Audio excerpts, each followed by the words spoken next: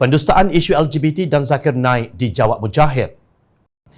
Bekas Menteri Agama Datuk Seri Dr. Mujahid Yusof berkata sebagai Menteri Agama waktu pentadbiran Pakatan Harapan bila menjadi sasaran persepsi yang dibentuk begitu rupa sehingga semua tindak tanduknya diletakkan dalam naratif besar tidak bela Islam. Hanya yang sengaja mahukan persepsi buruk ke atas saya sahaja yang buta, pekak dan tuli kepada segala penjelasan yang telah saya buat, katanya.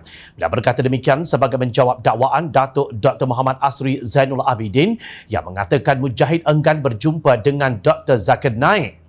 Pada 13 Mac 2019 bertempat di Pejabat Jawi, wilayah Persekutuan, saya bertemu dengan Dr. Zakir Naik. Saya menjelaskan sikap kerajaan tentang kenyataan kontroversinya yang berkesempatan menjelaskan dasar rahmatan lil alamin kepadanya.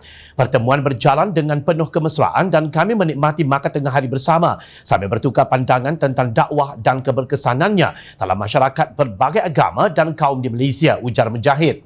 Naib Presiden amanah itu berkata beliau adalah sasarannya walaupun banyak usaha yang beliau lakukan atas kejelasan dasar rahmatan lil alamin dan sebagai menteri beliau bertemu dengan semua pihak mengaplikasikan dan memperjelaskan dasar tersebut. Selain Nisha Ayub, saya mendamaikan perbalahan Dr. Mazhar dan Profesor Ahmad Sami pada 30 Julai 2018 dalam pertemuan di pejabat saya, tegasnya.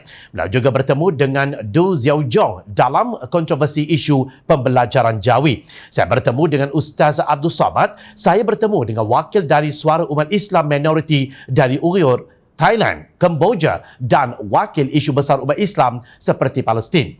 Kenapa mereka selektif hanya kaitkan isu LGBT dan Zakir Naik sahaja? Sebab mereka mahu kukuhkan persepsi Mujahid sedia jumpa Nisha LGBT tetapi tak mahu bertemu Zakir Naik bela Islam. Semakin mantaplah naratif mereka soal Mujahid. Menurut Mujahid, isu LGBT Nisha Ayub, tandas LGBT, mesra LGBT sangat berguna sebagai alat propaganda mereka bagi membentuk persepsi. Saya menafikan sekeras-kerasnya saya yang membina persepsi tersebut, tetapi hakikatnya ada manusia yang mahu memaksa persepsinya ke atas orang ramai, ujarnya. Beliau berkata ramai yang mendekati golongan LGBT ini dalam kerangka berdakwah, tetapi bila Menteri Agama Pakatan Harapan yang buat, ia menjadi bahan fitnah. Ujar Mujahid, pertemuan dengan Nisha Ayub pada 11 Ogos 2018 adalah untuk menjelaskan kepadanya kenapa beliau mengarahkan diturunkan gambar semua ikon LGBT dalam pameran sempena Bulan Kemerdekaan di Dewan Seri Pinang, Pulau Pinang. Isu tandas LGBT telah terjawab atas kekeliruan laporan berita dan telah pun dinafikan oleh saya dan dilaporkan pada 13 Ogos 2018. Adakah pendusta berlaku adil menjelaskan laporan ini? Rasanya tidak, kerana itulah yang diulang-ulang untuk menjadi bahan dan alat naratif mereka. Mujahid menyelar pihak yang membina persepsi sehingga menjadi penipuan yang berulang-ulang dan akhirnya diterima sebagai kebenaran seperti falsafah Joseph Goebbels dalam propagandanya mengkultuskan Hitler. Amat malang bagi umat Islam yang ingin bersandar kepada keilmuan seseorang tetapi seseorang itu terikut dengan cara propaganda Hitler walaupun mengaku ikut sunnah Nabi sallallahu alaihi wasallam. Orang ramai, kata Mujahid, mudah terpengaruh dengan pasca kebenaran dan menjadi mangsa yang dieksploitasikan oleh pihak tertentu. Ada beberapa perkara yang saya sedia jangkakan dari peribadi sahabat saya Sahibus Samahah Mufti Perlis, tetapi saya tidak pernah menjangkakan Sahibus Samahah Mufti Perlis memilih untuk berbohong secara umum mengatakan saya enggan bertemu dengan Dr. Zakir Naik. Ini bukan lagi membina persepsi tetapi pembohongan yang tidak sepatutnya menjadi contoh dari sosok tubuh seorang mufti bidas ahli parlimen Parit Buntar itu. Mujahid melihat apa yang ditularkan dalam Facebook Dr. Mazhar dalam program Sembang Santai Isu Semasa bersama Mufti Perlis yang disiarkan secara live pada 7 Mac 9.30 malam masih pekat dengan naratif antiknya. Namun ada sesuatu yang saya tidak menjangkakan dibuat dalam live itu, iaitu pemalsuan fakta terang-terangan.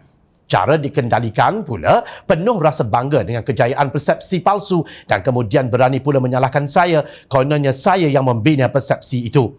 Mereka pun membuat perbezaan dengan Menteri Agama hari ini tanpa merasa insaf perbohongan persepsi yang mereka lakukan terhadap saya, Sindir Mujahid. Beliau meminta pihak yang sibuk membina naratif Islam tidak dibela oleh Kerajaan Pakatan Harapan supaya merujuk kepada Facebook beliau, portal berita serta jawapan-jawapannya di Parlimen dalam Hansard. Seterusnya, Mujahid mengingatkan ada batasan kalau hendak berpersepsi dan bernaratif kerana membentuk persepsi mungkin melambangkan kelemahan kita tidak mahu mengakui fakta, tetapi awas kepada ingatan Rasulullah SAW bahawa seseorang Muslim tidak mungkin akan berdusta sama sekali.